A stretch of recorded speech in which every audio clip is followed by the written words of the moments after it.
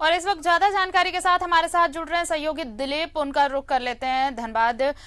दिलीप, देखिए, ये कोई पहला मामला तो है नहीं कि ढुल्लू महतो पर आरोप लगा हो। ऐसे कई संगीन आरोप हैं उन पर जिनके मामले में वो जेल की हवा भी खा चुके हैं और कई मामले तो अभी चल भी रहे हैं। कोर्ट में कई मामले लंबित भी पड़े हैं जिनमें कन्विक्शन होना है अभी। लेकिन एक बार फिर से एक नया मामला, धमकी दी जा रही है पीड़ित परिवार को, उनकी पुश्तैनी जमीन पर कब्जे की कोशिश की जा रही है, लेकिन शिकायत के बाद भी पुलिस कोई सुनवाई नहीं कर रही है। ऐसे में तो पीड़ित परिवार अगर इंसाफ की गुहार लगाए तो फिर कहां जाए?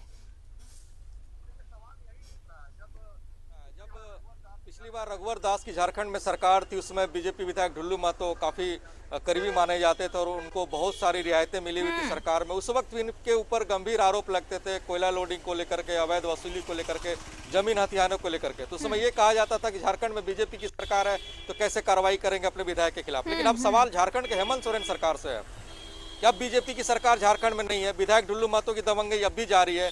जब पीड़ित ने ये गुहार लगाया कि अगर उनको न्याय नहीं मिलेगा तो सामूहिक परिवार के साथ आईजी ऑफिस के सामने आत्मदाह करेंगे। ऐसे में अब सवाल उठ रहा है कि धनबाद पुलिस इस पूरे मामले को कैसे लेती है, किस तरह से देखती है और शिकायत मिलने के बाद विधायक के खिलाफ और विधायक के गुर्गे के खिलाफ जिन पे आरोप लगा है मारपीट करने का, जबरन जमीन हथियाने का, उनके खिलाफ कैसे कार्रवाई करती है। और ये कोई नया मामला विधायक के खिलाफ नहीं है, कई ऐसे संगीन आरोप हैं।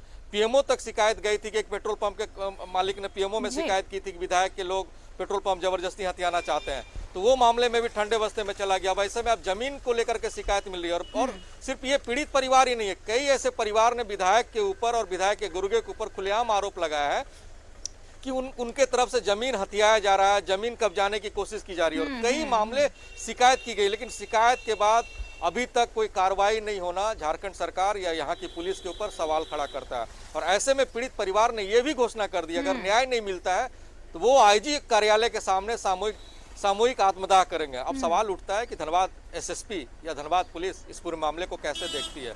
लेकिन न्याय की उम्मीद पीड़ित परिजनों ने नहीं छोड़ा है। उन्हें अभी भरोसा है कि सरकार इस पे न्याय दिलाएगी, धनबाद पुलिस उस पे न्याय दिलाएगी। लेकिन किस तरह से न्याय मिलेगा ये देखने वाली बात होगी। लेकिन कह सकते हैं पूरा मामला पिछले कई दिनों से चल रहा है। दो बार उस परिवार पे हमले हो चुके हैं और हमला में विधायक के गुर्गे कह सकते हैं या विधायक के समर्थक कह सकते हैं, उनके तरफ से हमला कराया गया। और जिस जगह की ये घटना है वहाँ पे विधायक ने पहले से कुछ जमीन खरीद रखी है और उस जमीन के बगल में इस पीड़ित परिवार का जमीन है और विधायक को थोड़ी परेशानी हो रही है, वो अपनी जमीन को और आगे बढ़ाना चाह रहा है। और तो इस पे बार बार दबाव बनाया जा रहा है कि उस जमीन को आप किसी भी हालत में विधायक को बेच दे, नहीं तो परिणाम भुगतना पड़ेगा। और इस परिवार ने परिणाम भी भुगता है। दो बार इस पे हमले हुए और दोनों बार थाने में शिकायत की गई। आखिर ठीक है दिलीप, देखिए, परिणाम भुगता है, परिवार के साथ मारपीट की गई है और वो बाकायदा तस्वीरें भी दिखा रहे हैं किस तरह से उन पर हमला किया गया है। और अगर पीड़ित परिवार का कोई सदस्य बाहर निकल रहा है तो ये घर वालों को डर लगा रहता है कि पता नहीं उनके साथ क्या कुछ हो जाए। धमकी खुलेआम दी जा रही है कि आप कितनी भी शिकायत कर लो कुछ नहीं होगा। इन सब के बीच एक बात समझ में नहीं आती, जब रघुवर सरकार थी, यहाँ पर रघुवर कार्यकाल चल रहा था, उस वक्त ये आरोप लग रहे थे कि बहुत खास है रघुवर दास के और इसलिए उन पर कोई कार्रवाई नहीं हो रही, एक्शन नहीं लिया जा रहा। लेकिन अब तो सरकार बदल चुकी है, सत्ता पर कोई और आसीन है और अब क्यों दिक्कत हो रही है सरकार को या प्रशासन को कि विधायक ढुल्लू महतो के खिलाफ कोई एक्शन नहीं लिया जा रहा है, जबकि तमाम सबूत हैं साथ में। यहां तक कि पुलिस भी सुरक्षा मुहैया कराने में चूक रही है। पीड़ित परिवार को यह डर है कि कहीं कुछ हो जाए तो पुलिस सुनती तक नहीं है। देखिए, सवाल यही उठ रहा है आखिर बागबारा में हो क्या रहा है। सत्ता भी परिवर्तन हो गया और लोगों ने भी झारखंड में बीजेपी की सरकार को हटा करके नए सरकार हेमंत सोरेन को मुखिया बनाया। और हेमंत सोरेन भी जब मुख्यमंत्री बनने वाले थे, अब चुनाव के दौरान जब दौरे पे आते थे तो कह रहे थे परिवर्तन होगा, जनता को न्याय मिलेगा, आम लोगों को न्याय मिलेगा। लेकिन कैसा न्याय मिल रहा है?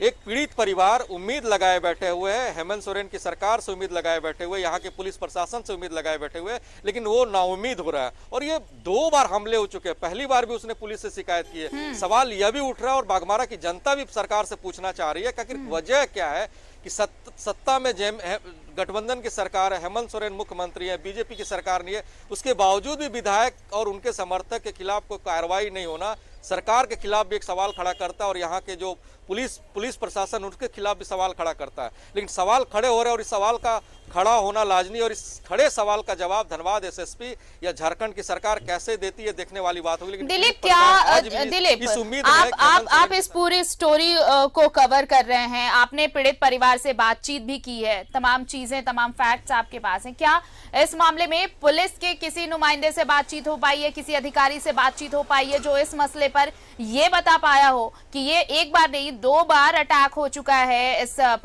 परिवार पर, लेकिन अब तक पुलिस ने इस सिलसिले में कोई एक्शन नहीं लिया है? क्यों नहीं लिया है, वजह क्या है, कुछ बता पा रही है पुलिस?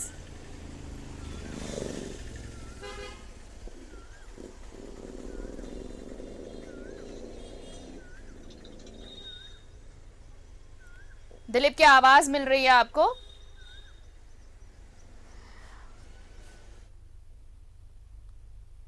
हम कोशिश करेंगे उनसे बातचीत करने की। दिलीप, क्या आवाज मिल रही है आपको?